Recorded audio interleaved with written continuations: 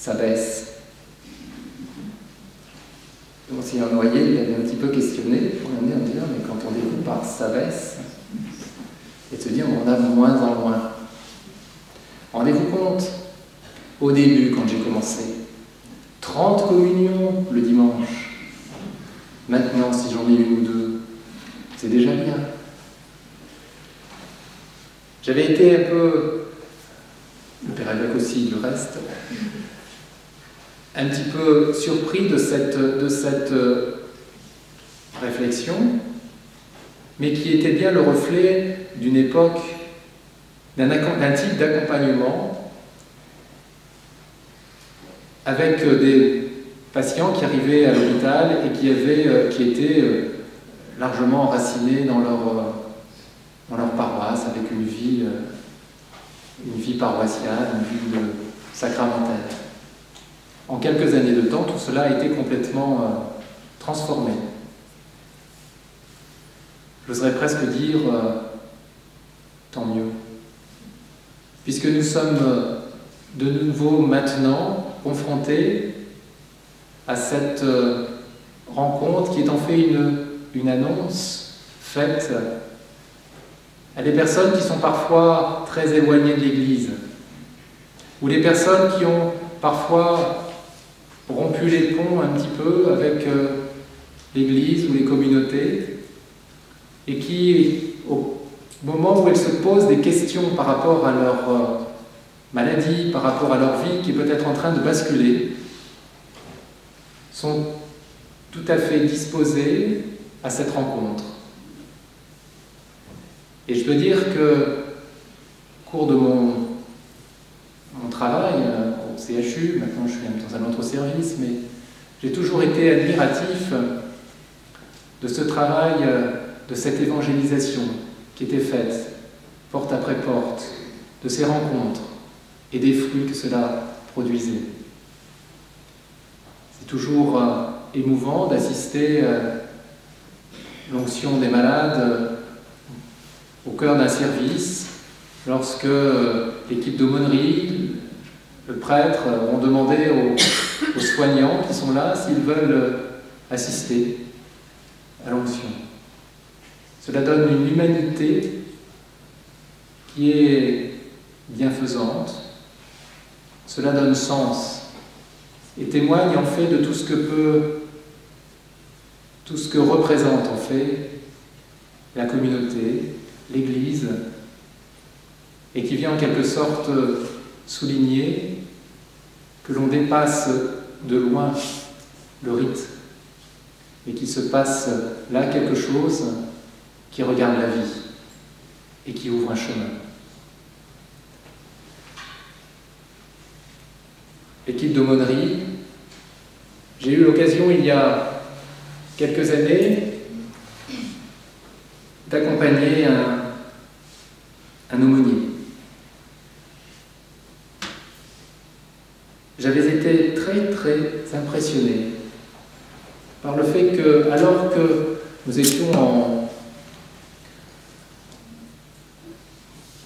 en visite, j'étais en visite, donc j'exerçais mon travail de médecin de soins palliatifs.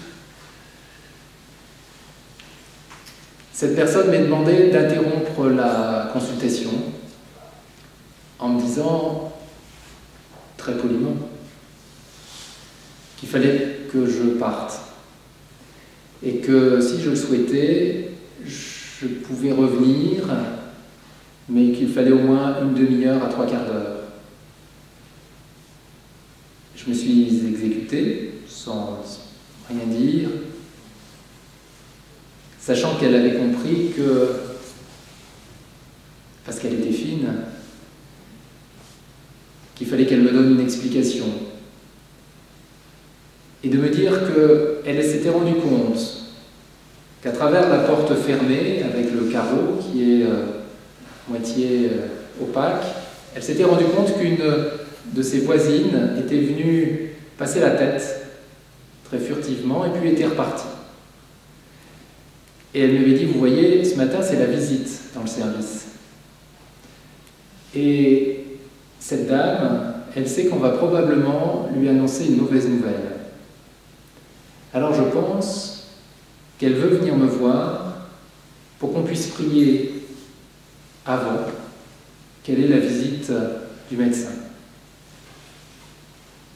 Je dois avouer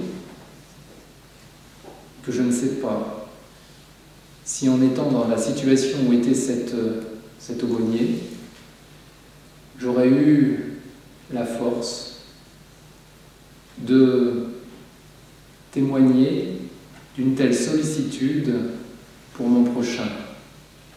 En tout cas, c'est un exemple qu'elle m'a donné ce jour-là. C'est un exemple de service qu'il nous faut tous, les uns et les autres, savoir suivre pour être au plus proche de celui qui souffre. Chrétien dans le monde médical, je ne pouvais pas me contenter de parler du médecin que je suis, de parler des soignants. Il y a aussi tout chrétien qui est amené à côtoyer le monde médical. Parce que nous sommes tous appelés à témoigner de cette bonne nouvelle, d'une vie qui ne s'arrête pas avec la mort, de la résurrection du Seigneur qui vient nous tirer en quelque sorte et nous amener à la vie. Tous appelés à témoigner. Saint Paul, cette fois-ci, dans la première aux Corinthiens. Je vous rappelle, frères, l'évangile que je vous ai annoncé, que vous avez reçu, auquel vous restez attachés et par lequel vous serez sauvés, si vous le retenez, tel que je vous l'ai annoncé.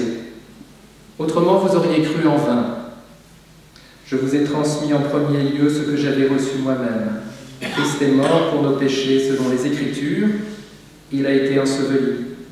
Il est ressuscité le 3e jour. Selon les Écritures, il est apparu à Céphas, puis aux 12.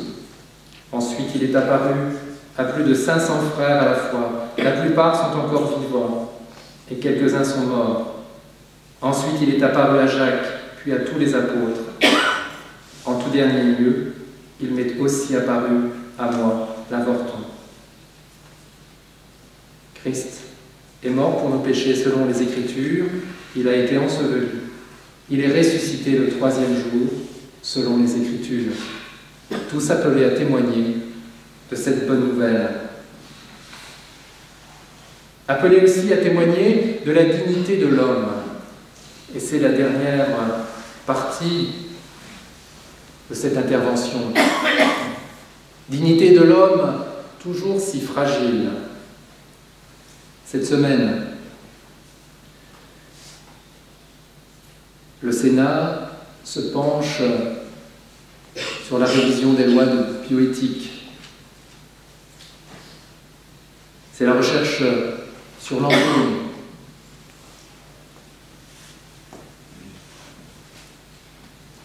Savoir utiliser des cellules souches pour la recherche.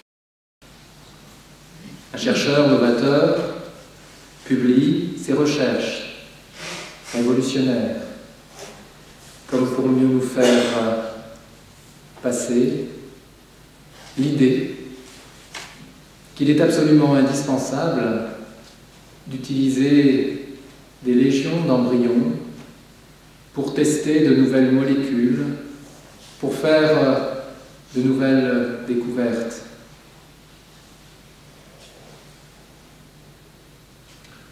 Chrétiens, nous devons dire, redire, que d'autres voies sont peut-être possibles, qu'on ne peut pas réduire l'homme à du matériel de laboratoire, que la fin ne justifie pas les moyens. Évolution toujours possible, envisagée, de sélectionner des embryons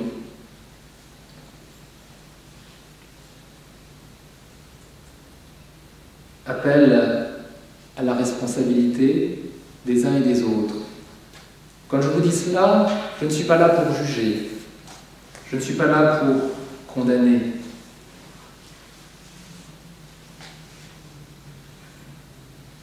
Mais il est de notre devoir d'inviter à la réflexion, de défendre le plus faible, de se poser des questions devant tant d'avortements en France, de pouvoir réfléchir devant ces avortements médicaux, de pouvoir réfléchir devant la généralisation du dépistage systématique de la trisomie 21. Je suis mal placé certainement pour en parler, puisque à l'âge où je suis, il est fort probable que je n'aurai plus d'enfants. Encore que. Cela dit, nous n'avons pas été confrontés au drame d'accueillir un enfant handicapé trisomique. Et je peux comprendre que certaines familles, certains parents puissent dire « nous préférons interrompre cette grossesse ». Je vous le répète, je ne suis pas là pour juger ni pour condamner. Mais peut-être pour éveiller, en se disant qu'une société qui choisit d'éliminer systématiquement ce type d'enfant en devenir est peut-être en train de perdre un petit peu de son âme, de son humanité. Et je vais vous raconter une autre histoire d'une patiente que nous accompagnons en ce moment, qui est une patiente trisomique. Il faut savoir que un des progrès aussi de la médecine a été que les enfants trisomiques deviennent des adultes, grandissent, et commencent maintenant à être dans des maisons de retraite. C'est un progrès. Et donc Marie-Claude est arrivée à un âge où elle est atteinte d'un cancer.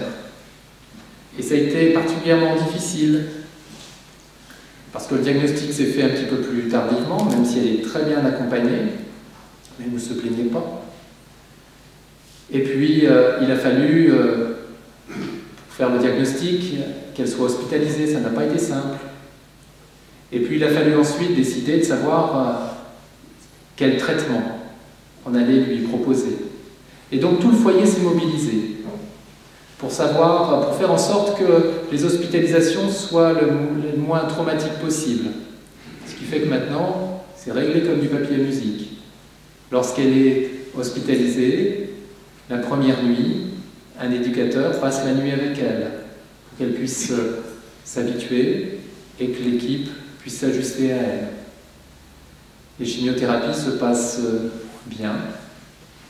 Je peux vous dire que Marie-Claude a beaucoup moins de soucis que tout un chacun. Pour Marie-Claude, perdre ses cheveux, c'est pas un problème. Si ce n'est que c'est peut-être un petit peu surprenant d'avoir un paquet de cheveux sur les épaules, mais ça ne va pas plus loin. Pour Marie-Claude, quand on a des nausées, on ne mange pas. Mais dès qu'on n'a plus de nausées, on dévore, parce qu'on a faim. C'est une sorte de simplicité qui fait que tout qu'on fait, c'est pas plus compliqué que pour d'autres personnes. Je dirais même que c'est parfois plus simple. Mais ce qui nous touche le plus dans cet accompagnement, c'est de voir combien, dans son foyer, tout le monde est mobilisé. Les autres pensionnaires, chacun à sa mesure. Et combien l'équipe du foyer a besoin que nous venions lui donner des explications, puisqu'ils ne sont pas du tout soignants, donner des explications pour faire en sorte qu'ils accompagnent leurs pensionnaires le mieux possible. Et il est très clair que si les choses tournent mal, Marie-Claude